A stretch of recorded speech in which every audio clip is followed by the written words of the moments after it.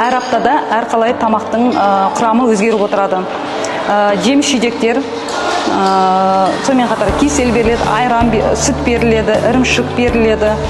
Оқушыларымыз риза, ата-аналарымыз риза, сонымен қатар мұғалімдеріміз де риза. Жылдың басы, жылдың ортасы, жылдың аяғында біздің асханамызда ашық есік жарияланады ата-аналар үшін. Осы асханадағы тамақ маған көп ұнайды. Мен осы апайлар пісірген тамақты өте жақсы сүйіп тамақ жеймін. Осы апайлар пісірген тамаққа мен прям жақсы көріп жеймін. Ұнайды осы асхананың тамағы маған.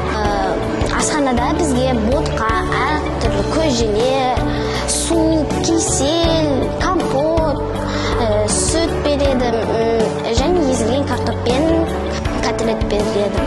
Осы пісіріп жатқан апайларға көп рахмет. Біз сіздің тамағыңызды өте сүйіп жейміз. Бізге сіздің тамағыңыз өте ұнайды. Сізге көп рахмет.